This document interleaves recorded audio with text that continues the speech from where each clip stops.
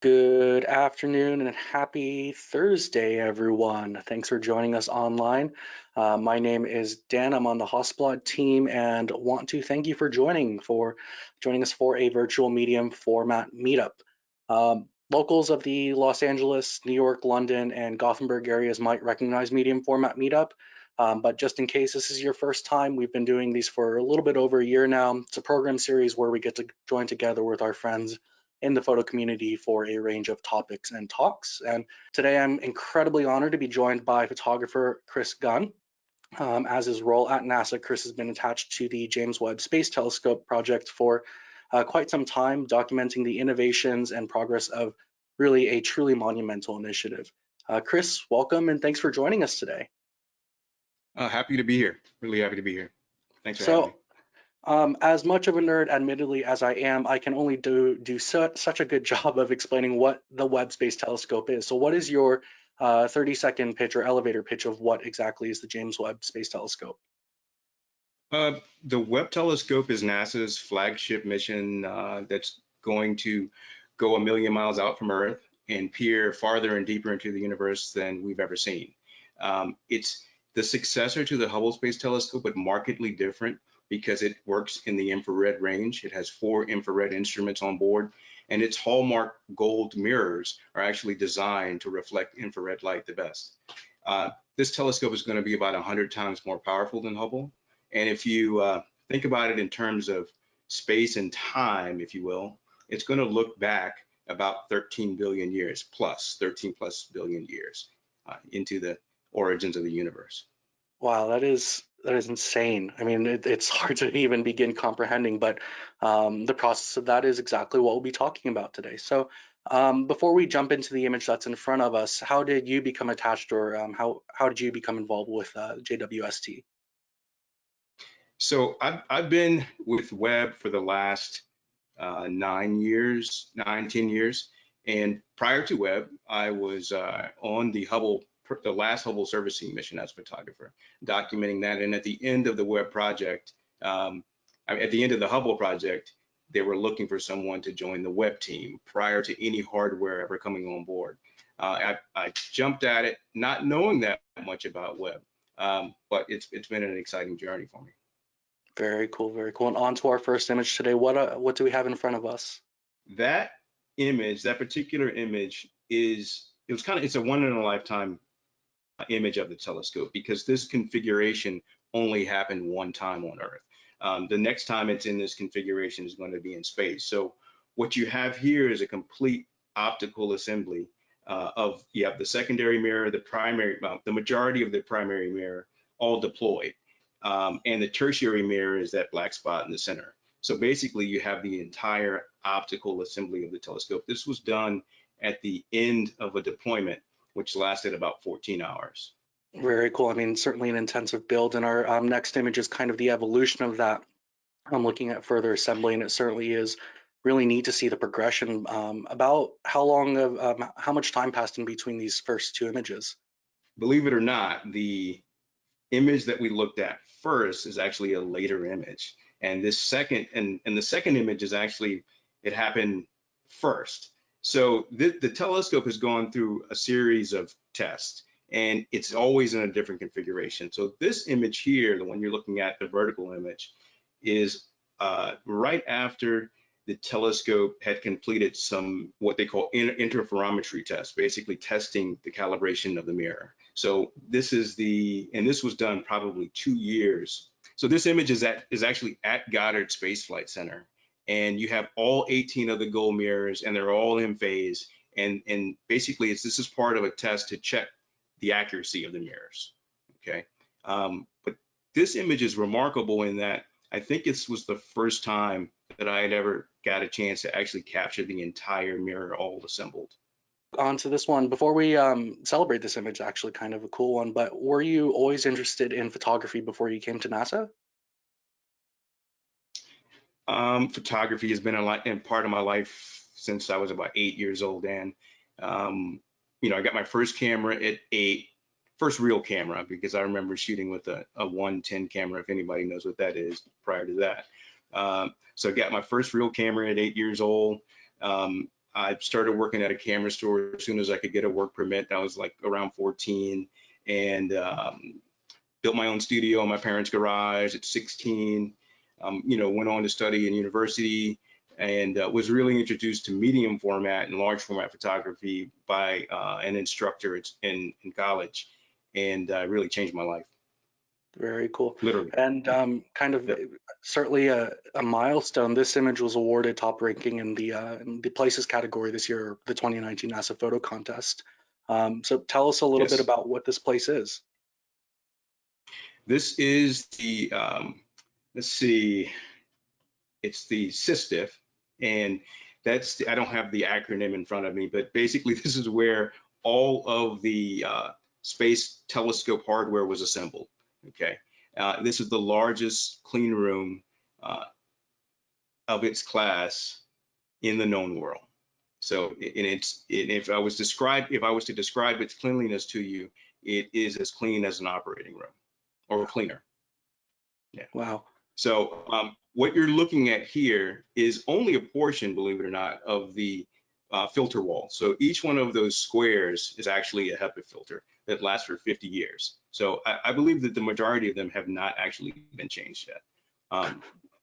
So And I guess speaking in terms of scale of time, speaking of 50 years, this is an exterior look of the same space. no, now this space here is the Apollo era test chamber where the Webb telescope was tested for 100 days of environmental testing, where the telescope and its instruments, so the optical portion and its instruments were actually brought down to, let's say, near absolute zero in order to test how it would work in space. So this is an Apollo era test chamber. It's called Chamber A. This is where Apollo astronauts were actually had their capsules tested and everything. That's so cool. I mean, the history of both past and present is really amazing, and Yeah. really cool to see it still in use. So I guess moving in and out of these clean rooms, it's a pretty monumental or pretty intensive task, but that also applies to the gear that you're carrying too, right? Well, yeah, all the gear has to be cleaned. And with a project like Webb, which is on a level of cleanliness, a lot of projects are clean, but Webb is probably one of the cleanest projects out there because it's such a large optical system. Um, Everything that comes into the clean room has to be extensively cleaned and checked by engineers, actually, contamination control engineers, to verify that they can actually go into the clean room. So every time I bring new gear in, I have to have it cleaned. Wow, it's I don't think anyone else, there are not too many other people have to go through that, and pretty cool process. I It's a mean, lot. yeah, Yep. personally jealous of such a large clean room. I'm sure our service and production folks will say the same. But staying on topic of kit, what are you carrying with you? What cameras and lenses? So I carry an H5D and I carry an X1D. I have a 21, 28, and 80, 50. Um, let's see, and we just acquired 135 for the X1D. Very cool. I mean, it's on our part, it's an honor for it to be the tool of choice in terms of documenting, the parts in the history of space exploration. So we're moving a little bit outside of the clean room, and what scenes in front of us Mhm. here? So just a little background, Webb was originally assembled, its instruments were assembled around the world, and some in this country. The telescope itself was assembled at Goddard Space Flight Center in Greenbelt, Maryland, but it was tested in Johnson Space Center in Texas, and also transported to Northrop Grumman Space Park in Redondo Beach. So how you move something around that big is pretty incredible, and you need to fly it in one of the largest aircraft out there. So this is a shot of the C5 that the telescope was transported to Los Angeles from Johnson Space Center. The telescope's container is actually in the back portion of the plane. That's why you can't see daylight out the backside of the plane. Wow. And speaking of that container, this is the STARS container that was transporting a portion of it. Exactly, the STARS container. So STARS, which stands for Space Telescope Transporter for Air, Road, and Sea, is this huge container that's climate controlled, and actually, it's obviously large enough to hold a telescope. When it was in this configuration, they've since added the sun shield to the telescope, so they're adding a portion to STARS. So the new name for STARS is actually superstars. So this is one of my favorite photographs ever. It's not a posed image at all. It's a live action shot of 5 guys closing the doors on the STARS container in the clean room.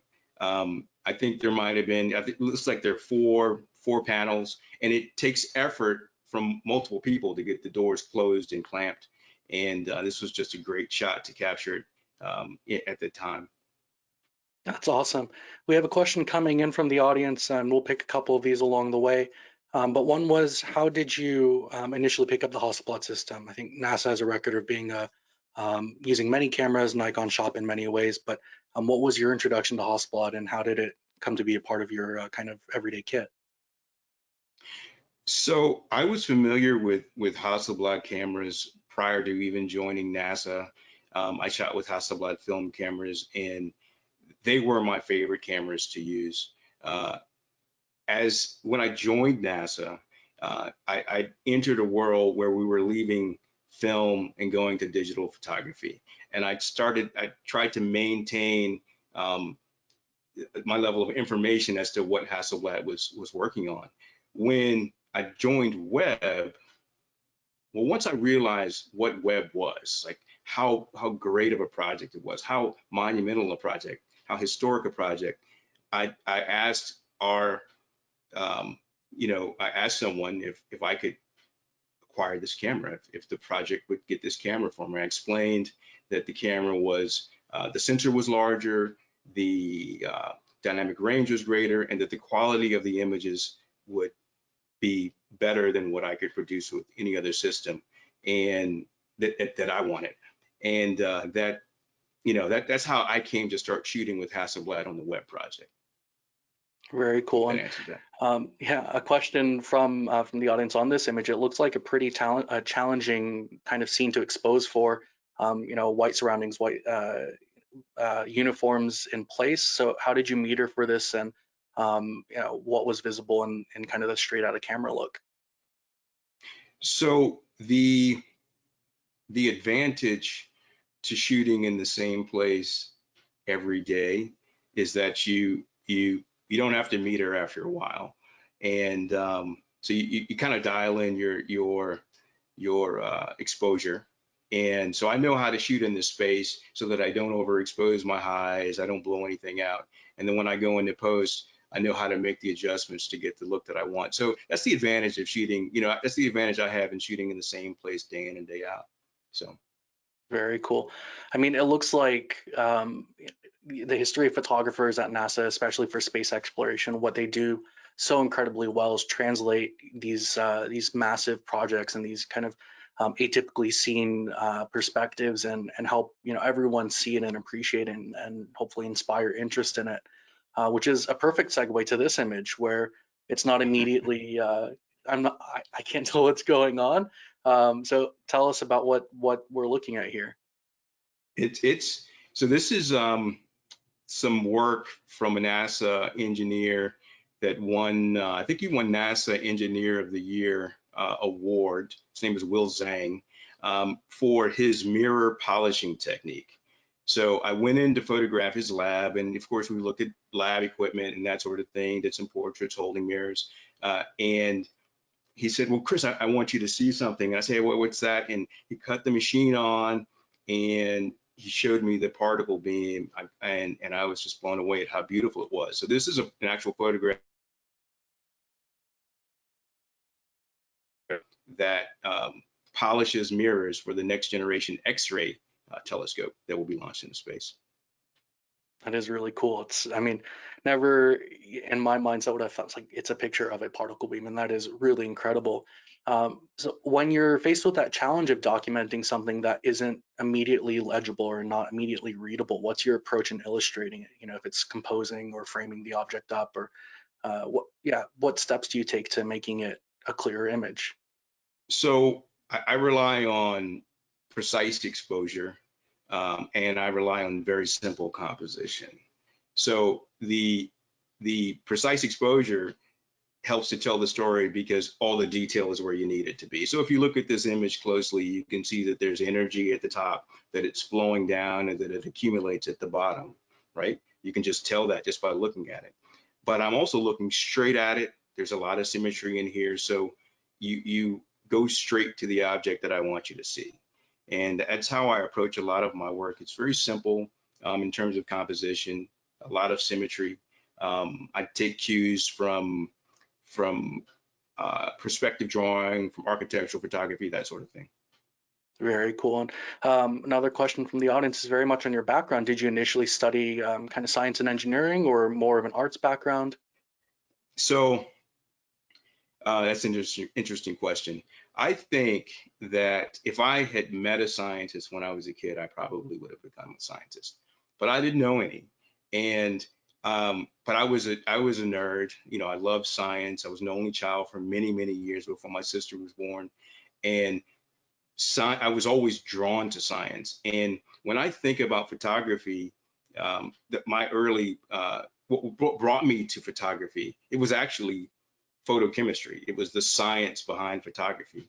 So science has always been near and dear to me. In fact, when I was shooting independently, I never, I won't say I didn't have passion for what I was shooting, but I bring so much more passion to shooting science and technology because I'm a citizen scientist, because I love science and engineering. So That's that answers awesome. that. That's really awesome. And I think certainly the work that you're creating is inspiring even that next generation forward, which is it's such an amazing thing to be a part of. So speaking of really beautiful composition and really stunning kind of framing, what amazing texture and subject do we have in front of us now?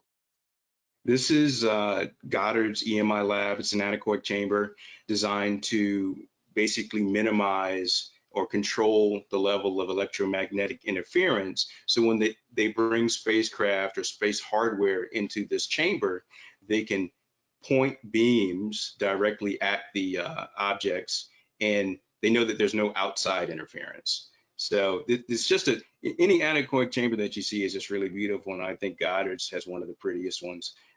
This is actually one of my colleagues, Desiree Stover. She's also a photographer.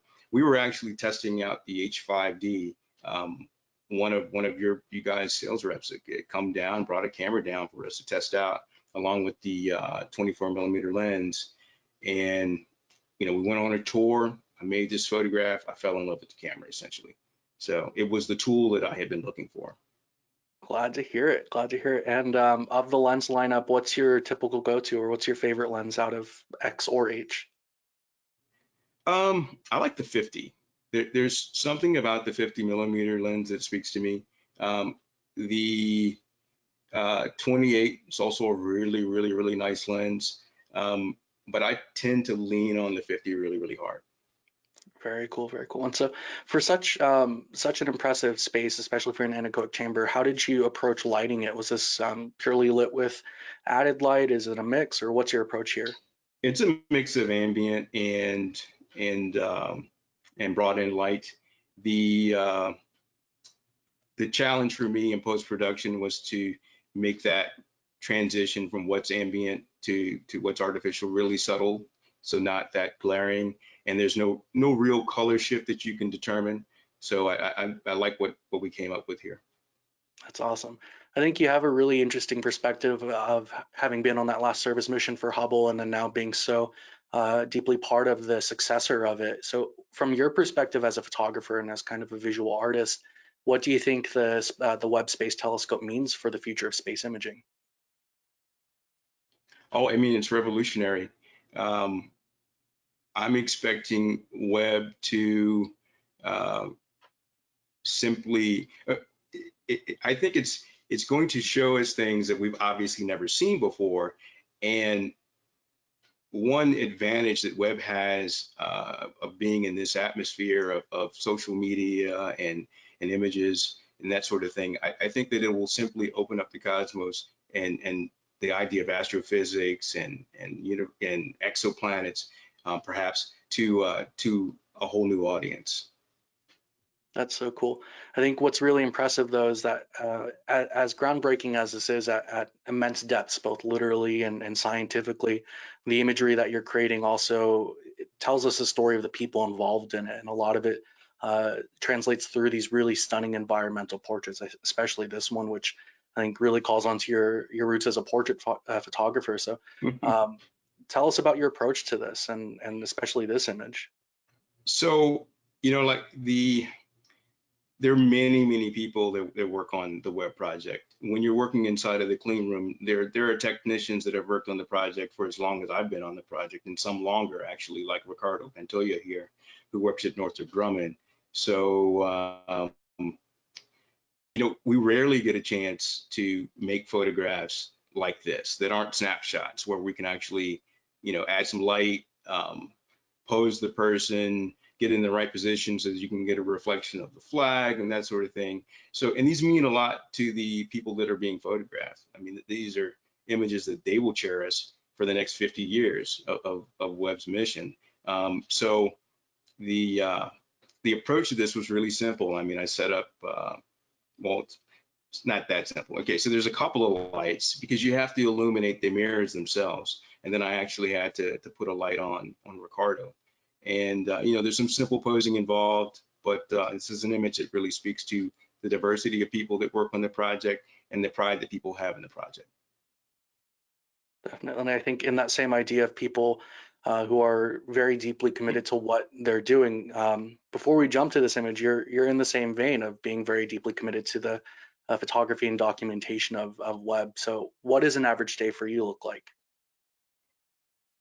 An average day starts at 5:30 in the morning, maybe attending a meeting with the engineers that are setting tasks for the day, sort of finding out what's going to happen for the day and what role photography or photo services plays. And I build my creative workflow, if there's any creative workflow in it, I build it around the task at hand as a so it's a kind of a non-interference basis to make some of the prettier pictures. Gotcha. And so back to this image, very interesting textures and very interesting subjects. What's in front of us? So this gentleman here is he's a former baker. He's a University of Colorado School of Mines doctoral student. And so if you look at what he has in front of you, they definitely look like cakes, but it's because he brought his baking experience to his research. He's researching asteroids and the potential of asteroid mining and the potential of extracting water from asteroids. So if you think about having a lunar base, for example, that you might need to get water there, it might be easier to get the water from an asteroid. That's how it was explained to me. And the various recipes for these cakes are the various types of asteroids that exist. So you have clumpy ones, you have smooth ones, you have something in between. And he actually bakes them with a high intensity light to see how much water he can extract out of the mixture. So they couldn't turn that on while I was there, but I had to make a portrait of him and his cakes and get a close-up of one of his cakes there. And speaking of light, for these situations, is there a lot of concern in terms of working with flash or continuous light, or what is the conversation like, especially when you're working in labs or a clean room? So right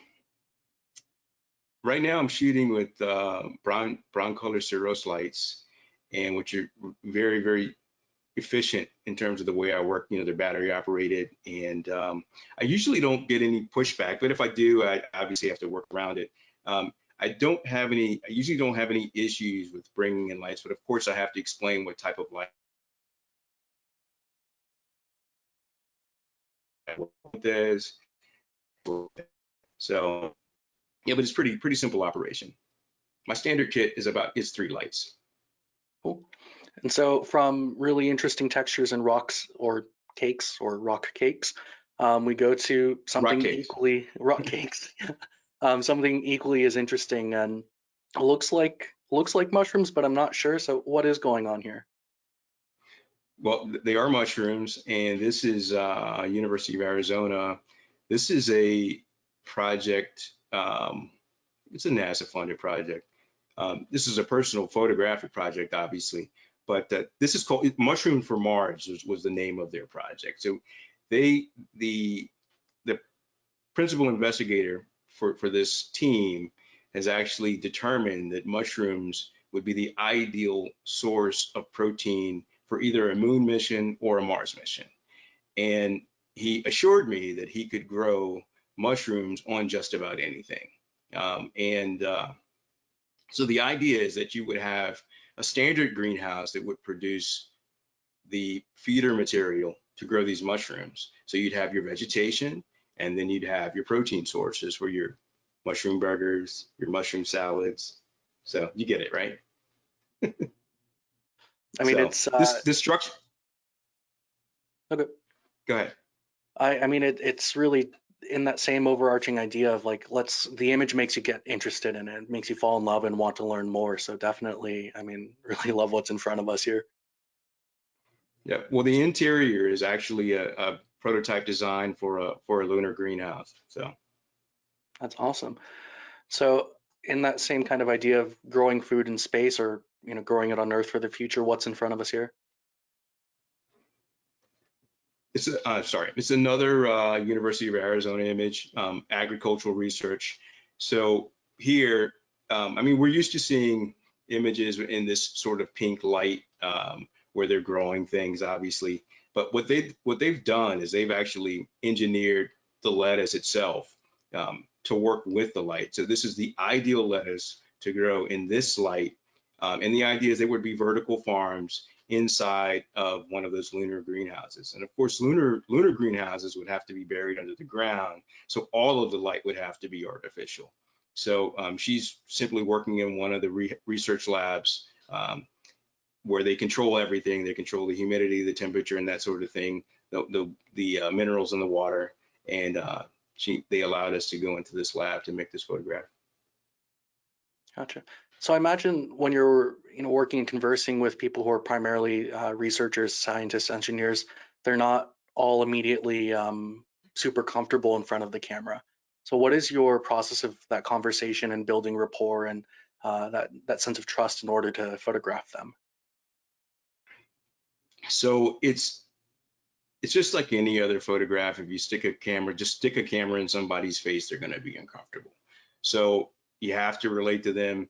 With the web folks, it's usually pretty simple. We're all on the same project, so we can either talk about web or we can talk about sports or whatever. With this gentleman here, the image in front of us, it's an interesting time. The 100 days of testing at Johnson Space Center had just ended, and I was doing group photos, and this gentleman came up, I don't know, maybe 10, 15 minutes after the group photo was over. He couldn't make it, and I said, hey, let's make you a shot. And this was the shot we made, and it's in front of some vintage but actually still used dials and what have you for the vacuum chamber down there at Johnson Space Center. So That's awesome. And I guess, I mean, even in the image itself, you can tell his experience and the commitment that he has to his work, which is really it's neat all to there. have. Yeah, it just kind of jumps out from the image, and I think really speaks to the quality of the portraitist. So from the area of work that you're doing, what is the typical workflow from assignment to delivery? So for our engineering work, there's for the scientific and technical photography that I do on a daily basis, there's a workflow that's set up specifically for that work. So we shoot it, and it has to be available to everyone very, very quickly. For some of this creative work, I have a little more time, and depending on what the images are for, sometimes they're to be pushed out to the public and that sort of thing. So I know what my deadline is, but just to give you an idea of how I do things, I edit very tightly. So I might shoot 20 or 30 images, but I very quickly narrow it down to a few frames so that I can spend less time on going through a bunch of images and more time on spending manipulating if you will, that image to get the right tones and depth that I want to push out to the public affairs group or whomever. That's awesome. And for something like the image in front of us, it's certainly way beyond the expectation of just a publicity headshot. So what's the story behind this? So Kenny Harris, this is Kenny Harris. I think he just got the Forbes 30 under 30 this year, but this was a 2017 image. Someone was doing a story on Kenny Harris and they needed a headshot. And of course, I can't just do a regular headshot. So this was done inside one of the clean rooms. So we're both suited up actually. We found a blank wall, brought in some lights, and I think Kenny went for the smile originally, and I said no, let's take it down. Let's create something really really serious.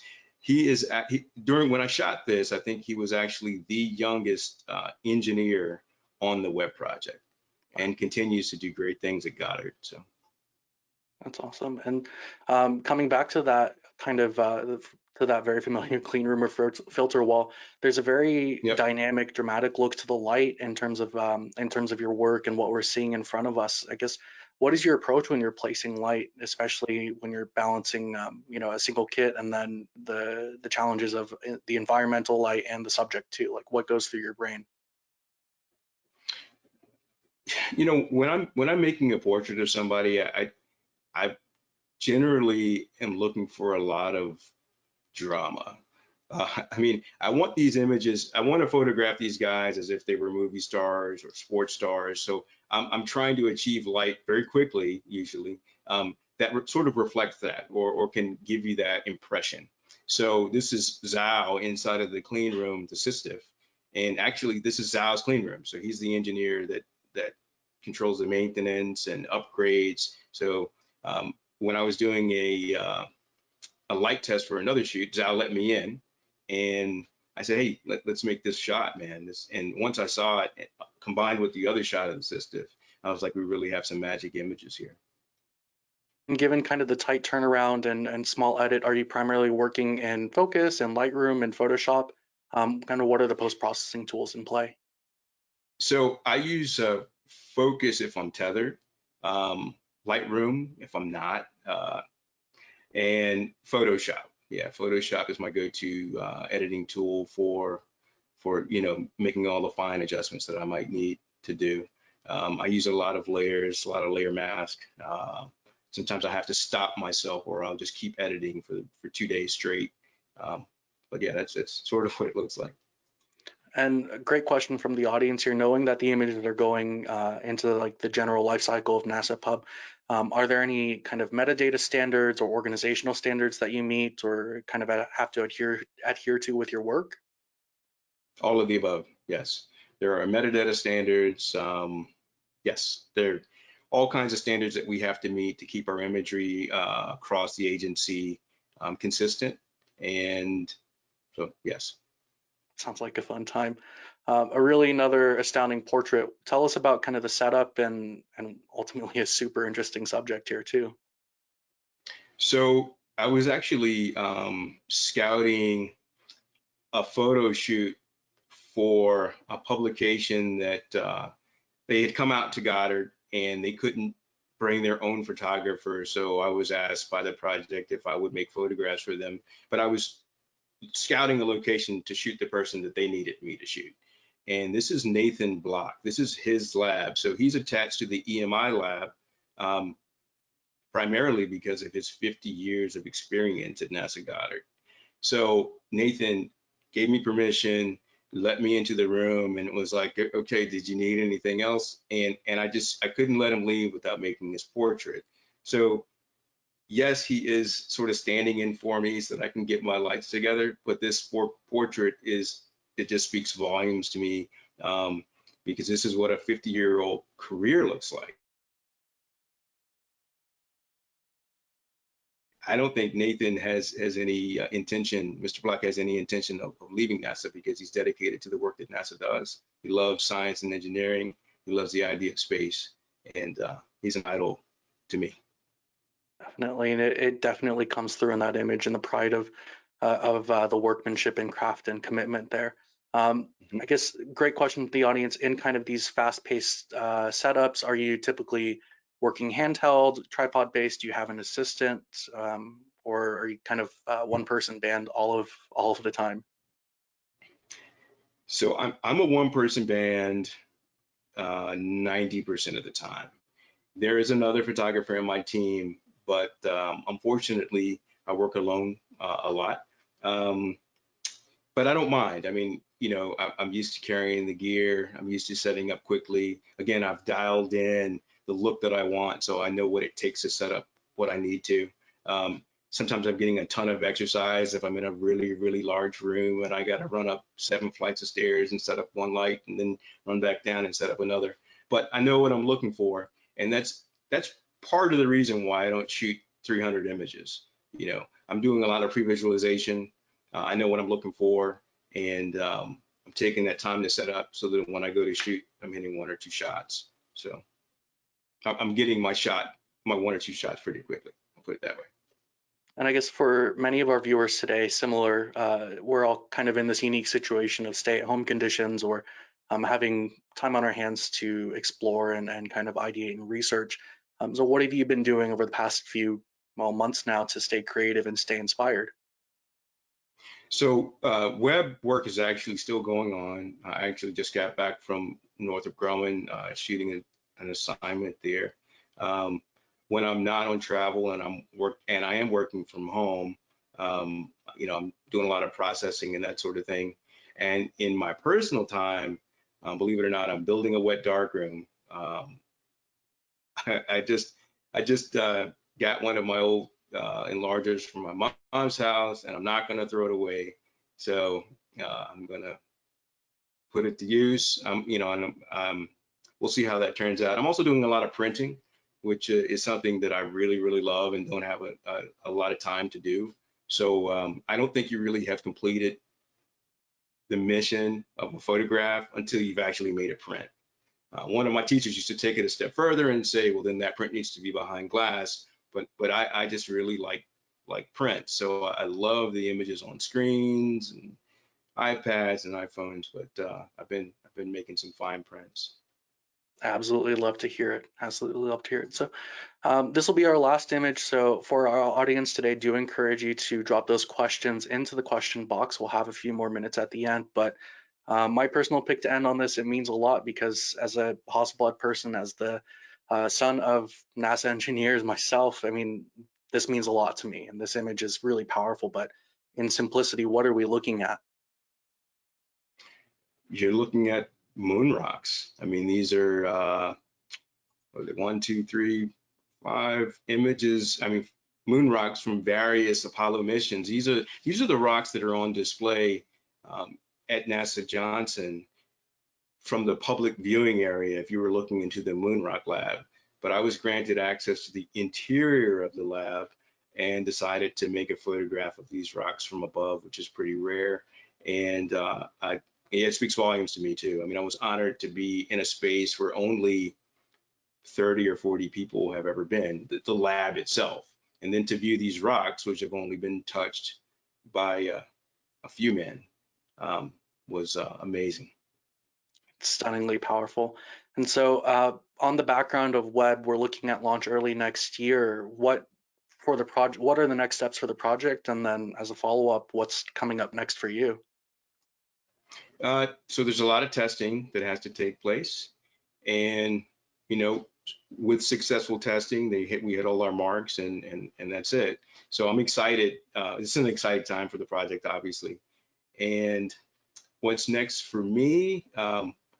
So I have been asked to join, I hope, the what was formerly known as WFIRST is now been named the Nancy Grace Roman Space Telescope. So it's the first space telescope named after a woman. Um, Nancy Grace Roman was a historic figure for NASA in that she encouraged all of this astrophysical research, and so they've honored her with naming the telescope after her. So that's the next big project that I'm on. Fantastic. All right. Well, before we go to some of our fantastic audience questions, again, do feel free to keep dropping those in. We want to make sure that you know where to find more of Chris's work online. You can find him online on Instagram as @TheLightInTheLens or his website, chrisgunn.photography. I definitely encourage you to spend some time scrolling through it. You will not be disappointed. It's such a great quality of work to look at. And if you're Thanks, eagerly Dan. curious to learn more about the James Webb Space Telescope project, give NASA Webb a follow on Instagram or jwst.nasa.gov to follow the project in its lead up to final testing and launch next year. I'm really excited to see, the fruition of many years and many years of work on such a groundbreaking project. For all things Hasselblad, if you don't follow us yet, check out @Hasselblad on social. And if you're curious or interested in future events, do check out our events page at hasselblad.com/events. And one last reminder at the end of the session today, once we wrap things up, do hold on for a second for that survey. Always glad to have your thoughts and feedback, especially if you have a suggestion for a future session. Welcome your feedback to us there. So scrolling through some of the questions that we have in here, I have a great question. Did you work in other formats besides medium format before joining NASA? I guess, were you working with large format, or how'd you kind of bounce around technically? So yes, I did a lot of fine art photography before joining NASA. I shot 4x5. I shot Hasselblad. I've also obviously shot 35 millimeter. When I ran a studio, I did a lot of headshots, and 35 millimeter was the format of choice. And even at NASA, I don't just shoot Hasselblad. We have Nikon cameras. We also use action cams like GoPro cameras in some applications. So I look at them all as tools. The Hasselblad is a specific type of tool, one that I really enjoy working with for certain types of subject matter. And great question on the Hasselblad tools itself. It looks like you're using a mix of the native XCD lenses and adapted H lenses. Do you find any Yes, preference between the two? I actually prefer the HDD lenses on the X1D. The native X lenses are actually really nice, but because I've been using the HDD lenses so long, I like them, the weight that they have on the X1D camera. So, and it's a seamless, like I can't tell that I'm using an adapted lens. So I've rented a couple of lenses that I didn't have, like maybe a 100, I think it's an f2.2 maybe. I've rented that lens and put it on the adapter, and it worked perfectly. I enjoyed it. To hear it. And I have a question, I guess, from the audience about personal projects. And are you developing personal projects in your own time? And where can we learn more about that? So there were a few of the images that you saw were actually from a personal project that I'm working on with a friend of mine, Chris Wanjek, who just authored a book on what it'll take for humans to become true spacefarers. So what we're doing is we are scouring the globe to find people that are working at the beginnings of the research of the technologies that will enable us to become spacefarers.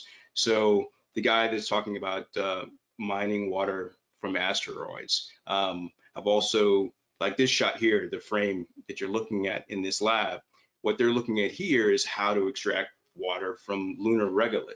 So you'll be hearing about this project soon. And hopefully, we'll get published, or we'll create something, book, or I don't know, maybe a traveling exhibit. But we really want to showcase the fact that there's work being done in space research to help us make it to the next level. Fantastic. And we have a question from familiar name, Jordan Salkin, who's also in the running or in the award group for NASA Photo of the Year. What what advice would you give to a photographer trying to kind of improve their portraits and documentation photos? So